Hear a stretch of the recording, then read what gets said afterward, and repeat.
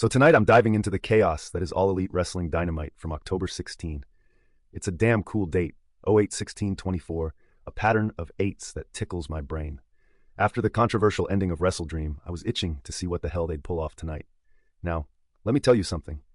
These wrestlers who've been stuck in the background, just doing match after match like they're on a fucking hamster wheel, finally got a chance to speak.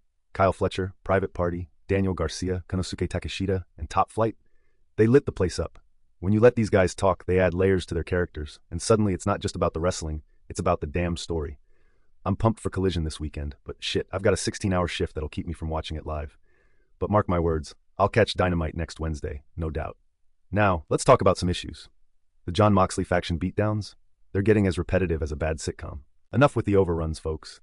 It makes you look like you can't manage your damn time, and when you do it every week, it loses its novelty. Plus, what about the poor bastards who work nights? You're holding them hostage. I'm thinking of making a damn video about this nonsense. Then there's a backstage segment where all the baby faces are fuming about Moxley's crew. What the hell? They should have followed that up with an ad for Collision, hyping up the matches born from that chaos. That's basic storytelling, for crying out loud. Shelton Benjamin had his moment in the spotlight tonight, but let's be real, his match dragged on like a bad date. He's facing a guy half his size, and he's toying with him. MVP was right to call for a quit. It made the whole thing feel off-kilter. And what's the deal with Brian Cage being in the Don Callis family? What happened to the two guys he was running around with for months? Shit's getting confusing. Despite a few hiccups, the positives are outweighing the negatives. They're finally focusing on storytelling, continuity, and hyping matches instead of just throwing them out there like confetti. I'm giving the show a solid A, but I'm really tempted to call it a B+. The improvements are worth celebrating, and I hope they keep it up. I was tweeting my ass off during the show, tagging the bigwigs at AEW to remind them that these wrestlers need to keep talking. And can we talk about Queen Aminata? She's got a killer personality, doesn't take shit from anyone, and she's a powerhouse in the ring. She deserves a spot on those pay-per-views. I'm convinced she's going to break out in 2025. And let's not forget Mark Briscoe. That guy's voice is larger than life, and for the love of all that's holy, he and Jericho need to cut a promo together. That's money right there. So, before the opening pyro kicks off with Jon Moxley and his faction cruising around in a pickup truck like a bunch of rednecks straight out of some bizarre southern drama. I'm not sure if it's a nod to Romper Stomper, but damn, Moxley's got that vibe going on, like he's channeling a gritty, rebellious spirit that doesn't quite fit in a polished wrestling world. Then we get to Moxley's dialogue, which is as confusing as a drunk guy at a philosophy lecture. He's spouting off about how he hates what AEW has become with a roster of 150 wrestlers and a bunch of egos running wild. He wants this to be a land of opportunity, but all I'm hearing is a guy who's ready to burn the whole damn forest down and plant his own twisted garden. "You work for me now," he says, and it's like, really? That's your idea of opportunity? The way they shot this segment made it look like they were tailing the ambulance that carted off Bryan Danielson after the Wrestle Dream pay-per-view. It's dramatic, sure, but Moxley's words don't match the visuals. His dialogue feels downright hypocritical. He's all about creating chances for everyone, but then he's tearing into the roster, calling everyone entitled and careless with their egos. So which is it, Mox? You want to encourage talent to step up, or do you just want to tear them down? It's a strange mix of promises and criticisms that leaves you scratching your head, wondering if he's the hero or just another guy with a chip on his shoulder. After the opening pyro, Adam Cole kicks things off, and thank the wrestling gods for that. I'd take a mic in his hand over a 30-minute match any day of the week. Those endless bouts have started to feel like a bad rerun.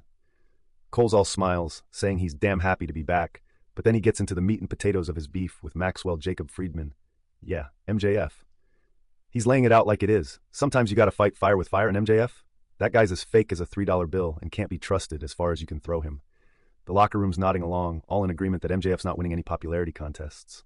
Cole takes a shot at the young guns in the business, warning them to watch their backs when they look at someone like MJF, who struts around boasting about his success.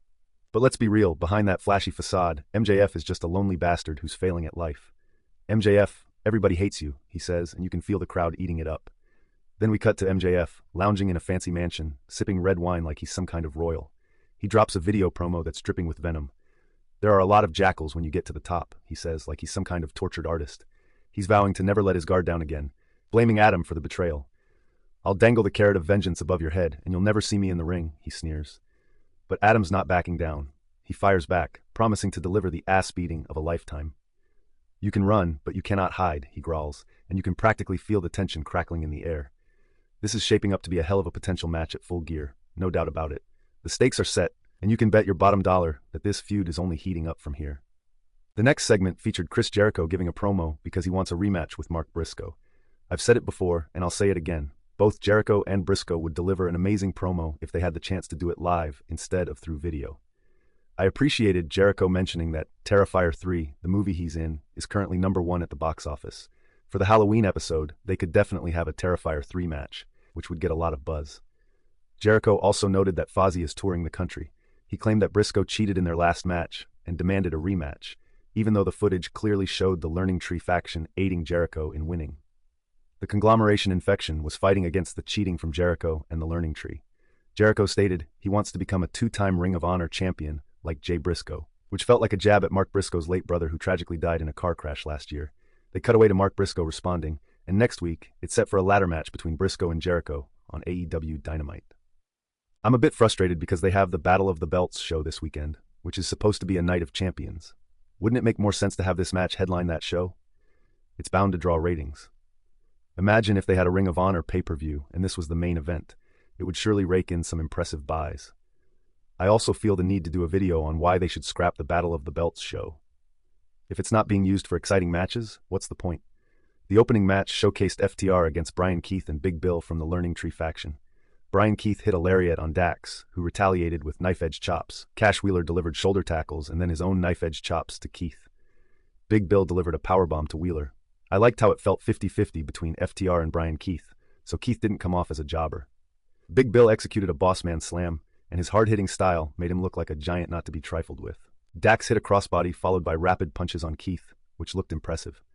FTR couldn't lift Big Bill for their Shatter Machine finisher, which I appreciated. If you have a giant wrestler, you've got to make them look strong. Big Bill then powerbombed Cash Wheeler, who responded with a swinging DDT, sending them both crashing to the ringside area. FTR eventually hit a Shatter Machine on Brian Keith. I wasn't thrilled with FTR winning this match, especially since the Learning Tree always seems to lose. It felt like FTR got the victory partly because they were promoting their volunteer efforts for the Hurricane, which seemed like a way to send the crowd home happy. I think it would have been better for the Learning Tree to win. They need a strong victory to establish themselves, and it would be refreshing to see them unapologetically dominate. As FTR celebrated, the camera cut to the LFI faction watching them backstage. The Outrunners came out to join in the celebration, and I thought it was a stupid comedy touch to see Dax doing Hulk Hogan poses with them. Also, isn't it bad taste for the Outrunners to be inspired by Hulk Hogan? Because Tony Khan mentioned that Hulk Hogan was banned for life from All Elite Wrestling a few years ago because of his usage of the N-word, sex tape, and other controversial behavior? It would have been even better if the Outrunners had grabbed the mic to challenge FTR, expressing their desire to rack up victories and eventually contend for the tag titles. They're getting over in the tag division, so it makes sense for them to aim for a title shot at the upcoming Full Gear pay-per-view in Newark. After that match, the Acclaimed cut a promo promoting their merchandise. MVP approached them, handing them his business card, hoping they'd join his faction. It's clear he's assembling a group of black wrestlers, which could be an interesting modern take on the Nation of Domination. Shelton Benjamin was also present, hinting at a possible match between the Acclaimed and either Max Caster or Anthony Bowens against him, which would be an exciting clash of styles. The next match was for the TBS Championship, which had a 20-minute time limit. It's puzzling why they emphasize time limits in AEW, as other promotions like WWE often don't incorporate them consistently. The match featured Mercedes Moné against Queen Aminata. Aminata has impressed me with her attitude and athleticism, showcasing a quick pace and a powerhouse style. I tweeted during the match, advocating for her to have pay-per-view matches. I also believe a bout between Mercedes and Aminata at the Wrestle Dream pay-per-view would have been fantastic. During the match, Camille distracted Aminata, allowing Mercedes to target Aminata's leg. Aminata countered Mercedes' crossbody attempt with a fallaway slam, leading to some solid offensive sequences. However, the split-screen commercials distracted from the action. I prefer the traditional commercial break. Aminata executed an air raid crash and a rolling cradle combination, but ultimately lost by submission. Next, Private Party cut a promo expressing their desire for a rematch and directly called out the Young Bucks. The Bucks responded with a joke referencing Hulk Hogan's famous line, "It doesn't work for me, brother." Stokely Hathaway appeared, attempting to create division within Private Party, suggesting that Isaiah could be a strong singles competitor. This adds intrigue regarding their potential separation. In the following segment, the EVPs gave a promo, mentioning it was Kenny Omega's birthday. Unfortunately, Omega was still hospitalized due to diverticulitis. Okada humorously said, "Get well soon, bitch," which garnered a laugh. Jack Perry added, "Get well soon or die," and the Young Bucks poked fun at Omega's surgery, even presenting him with a chocolate cake adorned with animal intestines and raw chicken, a controversial but darkly comedic segment. Jumping ahead to the Don Callis press conference, it was odd to see Brian Cage in the Don Callis family, especially since he was previously in charge of another faction. Don received heavy boos, which is a sign of effective heat, especially since his faction is in a title picture. He announced that Cage and Lance Archer would pursue the AEW Tag Team Championships, creating anticipation for a potential #1 contender match involving Private Party at the upcoming Battle of the Belts. A fan held a sign reading, "Kyle Fletcher makes the baby Jesus weep," which added to the atmosphere. Konosuke Takeshita spoke for the first time on the mic, starting in Japanese and finishing in English. His stern and aggressive voice added depth to his character, breaking the stereotype that Japanese wrestlers can't speak English fluently. Kyle Fletcher also showcased his strong vocal presence, articulating anger effectively. Allowing wrestlers to express themselves on the mic, combined with their in-ring abilities, could elevate AEW to new heights in terms of pay-per-view buys and ratings. Ricochet announced an open challenge for AEW Collision and did a commendable job on the mic, though I previously noted he sometimes stumbles in speech. I want to jump ahead to the penultimate segment. Just because I'm editing this at work, there was a backstage confrontation between the Moxley faction and the Babyfaces, which stood out as the segment of the night. The Babyfaces, including Evil Uno, Top Flight, and Daniela Garcia, displayed newfound energy and charisma, which I found impressive. This is why I rated the show an A. If they continue to allow wrestlers to develop their promo skills, AEW will keep progressing. The next match was a wild ride with the EVPs taking on Rocky Romero, Orange Cassidy, and Kyle O'Reilly in the 9 o'clock main event. Let's be real, Okada gets a shitload of love from the crowd, and honestly, it's well-deserved. That guy could charm the pants off a cactus. Now I gotta say, that promo they cut earlier was gloriously controversial. They kept that continuity tight, which I appreciate. But damn, I was starting to feel a bit drowsy with all these tag team matches piling up. It's like eating the same damn dish every night. 3-man matches after tag matches? Come on, shake things up a little. Okada and Kyle O'Reilly were trading forearms like they were at a bar fight, and then Okada smacks O'Reilly in the face with a big boot that could send a horse to sleep. O'Reilly and Cassidy were laying it down with some sweet offensive moves on both Young Bucks, but let's be real, even after all this time, I can't tell Matt from Nick Jackson. They look like they were cloned from the same DNA sample. Someone needs to slap a name tag on them or something. O'Reilly was on fire with his combination strikes, then hits a hanging guillotine. That's the kind of stuff that makes me want him in the Continental Classic tournament to chase Okada's title. Hell yeah! Okada hits an inverted neckbreaker on O'Reilly, and then a piledriver on Rocky Romero. Honestly, I was ready for the match to end right there, because that piledriver is a killer finisher, but whatever, I can let that slide. Then Cassidy pulls off a double Hurricane Rana on the Young Bucks like he's flipping pancakes on a Sunday morning. But Wheeler Yuta has to come in and screw the pooch by hitting Cassidy with a running knee. Finally, some unpredictability. AEW sometimes plays it too safe with their matches, so I'm all for a little chaos. Big applause for that one. Then the Moxley faction storms in like a bunch of rabid raccoons and gets super violent. It's like they're trying to outdo each other in a brutality contest.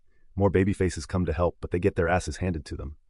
And look, I felt a bit uneasy seeing the Dark Order with the babyfaces. They usually look like they just rolled out of a clown car, and here they are trying to take on the new top faction. It just feels off. That spot with Claudio Castagnoli ramming the stairs into Alex Reynolds' gut. Holy shit, that was violent. The EVPs look genuinely shocked, and Moxley grabs the mic to say, "If you don't like what you saw during the Wrestle Dream pay-per-view, this is the cost of doing business." That's some solid continuity, my friends. I'm loving this segment because it's clear who the good guys and bad guys are. Maybe we'll see a blood and guts match at Full Gear or World's End. That's what I'm talking about. Then we hit a commercial break, and when we come back, we see a segment with the EVPs, Daniel Garcia and Private Party. Garcia's calling out the EVPs for not stepping in against the Moxley faction, and the Jacksons act like it's none of their damn business. Garcia and Private Party are establishing some camaraderie, which is nice. And once again, I'm thrilled they're letting these wrestlers get on the mic and show some damn character. That's what drives stories, and it's crucial for saving the company. But let's address a plot hole. The EVPs have all this power, so why the hell are the good guys expecting them to stop the bad guys? Who the hell is running this ship? Is it Tony Khan, the EVPs, or poor Kenny Omega from his hospital bed? We need a match where the Moxley faction takes down the EVPs, stripping them of their power. That's how you fix this tangled web. AEW has some work to do over the next month or so to patch those plot holes and tighten up the storytelling. But the fact they're focusing on building charismatic wrestlers and not just relying on Dave Meltzer's ratings, that's a step in the right direction. It's like a bunch of sailors finally giving a shit about the holes in the ship before it sinks. The match everyone was buzzing about was Shelton Benjamin versus Lio Rush. And man, if you haven't seen Shelton in action for over a decade, you're missing out on a guy who could have been a damn world champion if it weren't for the good old boys club holding him back. And don't even get me started on the persistent anti-black racism in wrestling. It's like a bad odor that just won't go away. Those "Let's Go Shelton" chants? Hell yeah, the crowd was feeling it. But then there's Lio Rush, who looks like a kid who just got off the school bus next to Shelton, who's built like a brick shithouse. Shelton's shoulder tackle was like a freight train hitting a Honda Civic. Lio went flying. Leo's got moves, though, darting around like a damn pinball machine. His agility reminded me of a younger AJ Styles. I'd love to see a dream match between Shelton and Will Ospreay one day. They'd probably blow the roof off this joint. But here's the kicker. Shelton throws Lio outside the ring with a belly-to-belly that looked like a rag doll being tossed away. The match felt like it dragged a bit too long. It was like watching a tortoise race a hare, but with the tortoise taking a coffee break. MVP was trying to cover for it by saying Shelton was toying with Lio, but come on, it should have been a squash match. Lio did hit a DDT that was slick as hell, but the back and forth made Shelton look like he was struggling against someone half his size, which is just absurd. By the end, though, Shelton hits a German suplex and a super kick, and then that over-the-top suplex to finish the job. Finally, we got the win, but I still think Lio should have been rocking a title if they wanted to stretch it out that long. MVP is a damn gem on the mic, though. His quip about Swerve's house burning down had me cackling like a hyena. Now that's the kind of banter we need. Then we cut to Darby Allin selling autographed pics with Tony Hawk for a charity project. Nice touch, especially mentioning it was filmed before WrestleDream. Good continuity is like finding an extra fry at the bottom of the bag. Pure gold. Next up, Swerve Strickland challenges Shelton, and I'm all for building that tension. But let's save it for Full Gear, or at least build it over a few weeks. Maybe throw in Shelton vs. Ospreay in the mix? That'd be a main event worth watching. Now on to the main event. Jay White versus Christian Cage. Ugh, what a letdown. These two are great on the mic, but why the hell didn't they hype the match? Instead, we got Kip Sabian, who looks like a discount Johnny Depp with a bad haircut, stealing the spotlight like a raccoon with a shiny object. Seriously, this guy is a jobber pretending to be a player. Then we got Bullet Club Gold at ringside, and with Juice Robinson's voice, it felt more like a comedy sketch than a serious match. And don't even get me started on the ridiculous spots. Jay White putting Christian's shirt over his face. What is this, amateur hour? And Hangman Adam Page, man, he's been built up as a serious contender, but what's he doing lying on the ground like a clown trying to pull off a sneaky look? That's just not the vibe. The finish was a mess, with Kip causing a distraction that set up Adam Page for the win. It felt like a cheap trick in a bad movie. Even though this main event was a dumpster fire, I appreciate the effort to work on the weaknesses. You gotta take the good with the bad, right? Overall, it sounds like the show had its highs and lows, but it's all about learning and growing. Keep at it, and maybe one day the wrestling gods will smile down upon AEW.